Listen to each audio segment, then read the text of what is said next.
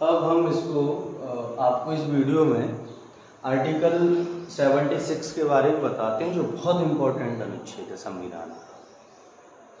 ये बहुत अनोखा अनुच्छेद है और अभी हाल ही में जो 2024 की MPPSC का एग्ज़ाम हुआ, MPPSC का जो एग्ज़ाम हुआ था 2024 और 2023,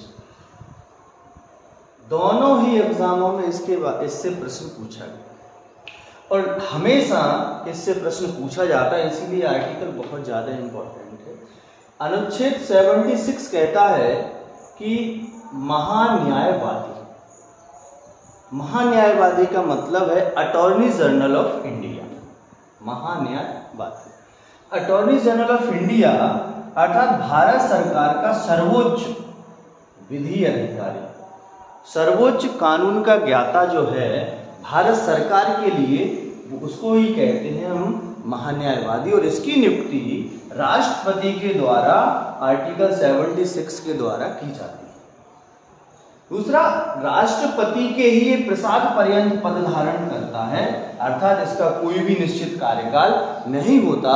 राष्ट्रपति इसे जब चाहे तब हटा सकता है। प्रसाद पर्यंत का यही मतलब होता है कि राष्ट्रपति जब चाहे तब हटा दे।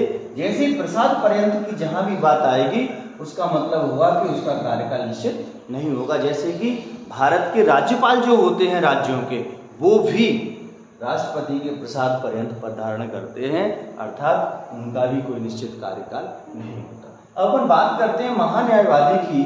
तो महान्यायवादी किसे नियुक्त करेगा? MPPSC में जो प्रश्न पूछा गया वो क्या पूछा गया इस बार प्रश्न पूछा गया कि महान्यायवादी नियुक्त होने के लिए क्या योग्यता की आवश्यकता है। तो उसके लिए योग्य होना जरूरी है कि आप सर्वोच्च न्यायालय में न्यायाधीश बनने के योग्य हो।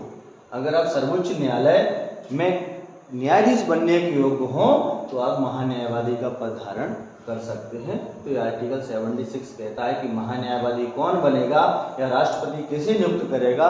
तो राष्ट्रपति उसी व्यक्ति को नियुक्त करेगा जो सर्वोच्च न्यायालय में न्यायाधीश बनने की योग्यता रखता हो। इसकी सेवा शर्तें, इसके वेतन भत्ते सब कुछ राष्ट्रपति के द्वारा तय किए जाते हैं। और यदि ये त्यागपत्र देना चाहे तो ये अपना त्यागपत्र राष्ट्रपति को दे सकता है। अब त्याग पत्र दे दिया या ये इसका कार्यकाल पूरा हो गया, इसको पद से हटा दिया गया, उसके पश्चात क्या ये भारत के विरुद्ध कोई केस लड़ सकता है? तो स्पष्ट मनाही है कि जो भी महान्यायवादी पद पर रहा है वो कभी भी भारत सरकार के विरुद्ध ना तो कोई केस लड़ेगा और ना ही भारत सरकार के विरुद्ध कभी भी किसी को सलाह देगा।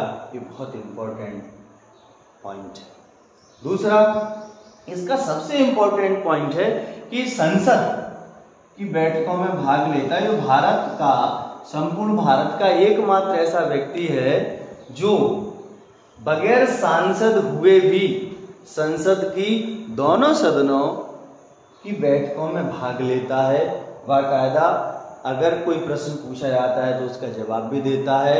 सब कुछ कार्यवाही जैसे अन्य एक सांसद जो करता है वो ये इसके द्वारा किया जाता है। इसका मतलब ये है कि ये बहुत महत्वपूर्ण पद है कि संसद का, चाहे राज्यसभा का सेशन चल रहा हो उसमें भी, लोकसभा का सेशन चल रहा हो उसमें भी, दोनों ही सदनों में ही भाग ले सकता है, पूरा सुन सकता है, समझ सकता है। लेकिन ये रिस्ट्रिक्शन इसके खिलाफ एक है कि ये कभी भी वोटिंग में भाग नहीं लेगा।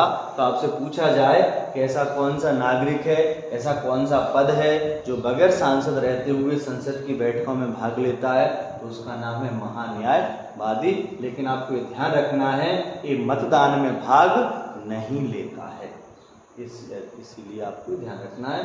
तो अनुच्छेद 76 आपका बहुत ज़्यादा इम्पोर्टेंट है, हमेशा इससे प्रश्न पूछे जाते हैं। मतलब ऐसा आर्टिकल है जो अपने भारत के संविधान का स्टूडेंटों के लिए बहुत इंपॉर्टेंट आर्टिकल है। इसकी योग्यताएं, इसकी नियुक्ति, इसकी सेवा शर्तें, इसके वेतन भत्ते, सब कुछ आपको ध्यान रखना होता है। जैसा हमने बताया, इस बार योग्यता के बारे में प्रश्न पूछा गया था।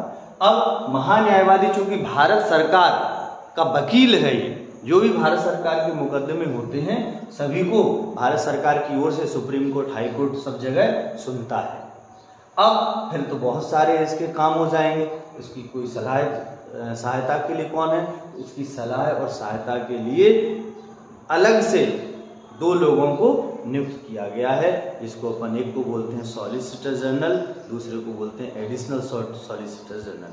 अर्थात इसको सलाह व सहायता के लिए 2 और अधिकारी होते हैं, जिनको सॉलिसिटर जनरल और एडिशनल सॉलिसिटर जनरल बोला जाता है। फिर आपका संविधान का अनुच्छेद 76 वेरी वेरी इंपॉर्टेंट है, आपको बहुत अच्छे से याद भी करना है और पढ़ना भी।